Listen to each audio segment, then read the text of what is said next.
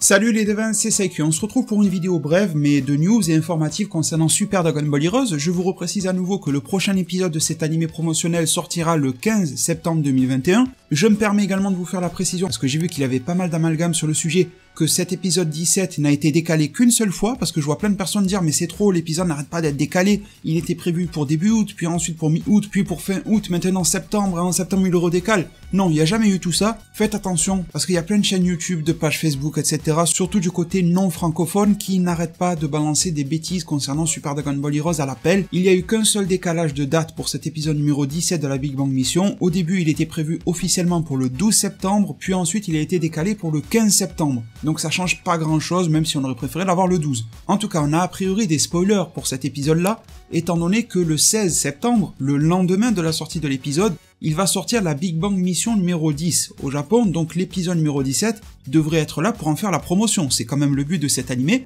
et on a de nouveaux visuels, on les avait déjà auparavant mais en mauvaise qualité, du coup j'en avais pas parlé en dehors de Twitter, mais maintenant on a les visuels en très bonne qualité, et on peut y constater de grosses nouveautés. Je vous mettrai les sources en description parce qu'elles sont un petit peu compliquées à citer à l'oral. On a ce visuel là qui sert d'ornement sur les bornes d'arcade au Japon et qui est mis à jour à chaque fois qu'il y a une nouvelle mission, donc par exemple à chaque fois qu'il y a une nouvelle Big Bang Mission, et celui-là correspond à la Big Bang Mission numéro 10. Comme ce sont des bornes en physique, il faut bien qu'elles soient préparées à l'avance, c'est pas juste un fichier à balancer sur un serveur, faut imprimer, faut visser la plaque transparente par-dessus, bref, il y a du taf dessus à faire, et ça nous permet d'avoir des leaks. Des leaks, que ça soit dans les Game Center au Japon, sur pourquoi pas des chaînes de montage, j'ai allé savoir, mais en tout cas on a une photo, en très bonne qualité cette fois-ci. On pourra constater que Broly arrivera en Super Saiyan 4 Full Power, donc celle qui a une espèce de ki divin, enfin en tout cas une aura un petit peu rosée. On aura également Ishenron, Majin Ishenron qui arrivera, on peut voir le M sur son front, mais ça c'est pas nouveau d'avoir des dragons maléfiques avec le Majin, mais ça sera nouveau pour l'animé. On y constate que Hearts Ahatsu est en train de faire des siennes du côté du bien ou du mal, on ne sait pas vraiment, en tout cas il a toujours son auréole de mort,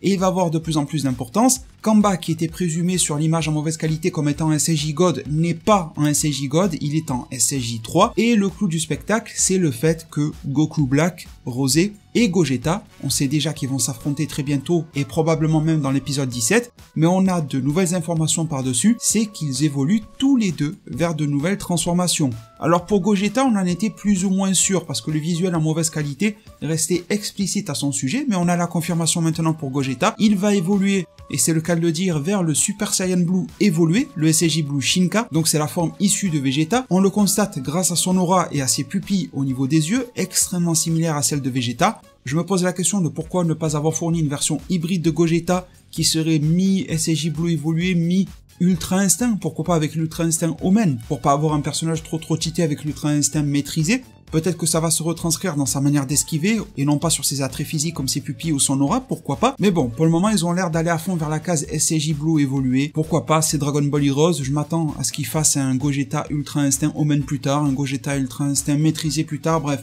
Je pense qu'ils vont tirer sur la corde un maximum possible, comme ça l'est depuis presque 11 ans. Donc on a cette confirmation de ce côté-là, et la grosse révélation du coup, c'est celui qui orne et qui trône en plein milieu avec les bras écartés tel Jules César, c'est Goku Black SSJ 3. On savait déjà qu'il a le SSJ 3, mais il a une version au-delà du SSJ 3, un espèce de SSJ Rosé 3 ou de SSJ 3 Rosé, vous le dites un petit peu comme vous voulez, évolué, qui va au-delà de la forme, qui transcende le Super Saiyan 3 si vous voulez, ou le Super Saiyan 3 Rosé. Et ce que l'on constate, c'est qu'il y a quand même des changements notables. Déjà, son masque a l'air de s'éreinter au fil et à mesure de ses transformations, et ça n'a pas l'air de lui déplaire, alors que d'habitude ce masque-là est là pour fournir un power-up. Je me demande si le masque ne se consume pas au fil du fait que Goku Black hérite de ses pouvoirs. En quelque sorte, il les internalise, donc il aurait plus besoin petit à petit du masque. Et en tant que connaisseur de Dragon Ball, vous et moi, on constate deux grosses choses, c'est que normalement, le SSJ 3 n'a pas de sourcils.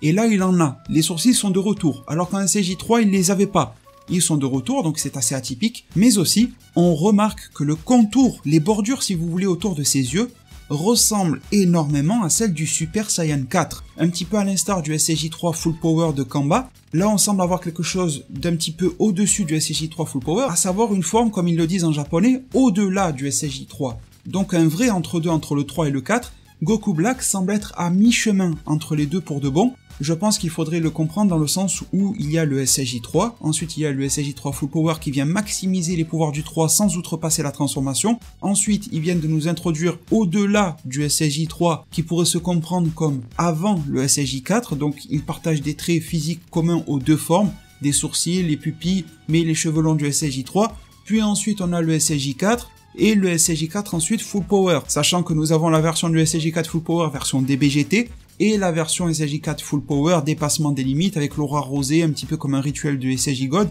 version Super Dragon Ball Heroes. Je sais que ça fait beaucoup de formes, mais bon, je pense qu'on s'est compris. Donc du coup, Goku Black se situe dans un vrai entre-deux, et la grande question à se poser alors, c'est va-t-il arriver vers le SSJ4 ? Je sais que normalement pour le SSJ4, il y a pas mal de prérequis et tout ça, ça reste Dragon Ball Heroes, je pense que Goku Black peut y être facilement éligible. Vous me direz en zone commentaire ce que vous en pensez, j'espère que la vidéo vous a plu, vous a diverti, vous a informé, si c'est le cas, n'hésitez pas à mettre un maximum de pouces bleus, à vous abonner et activer la cloche des notifications. On se retrouve très bientôt pour du Dragon Ball Heroes, Dragon Ball Super, Boruto et autres. Prenez tous extrêmement bien soin de votre futur, et à plus pour de prochains arts divinatoires.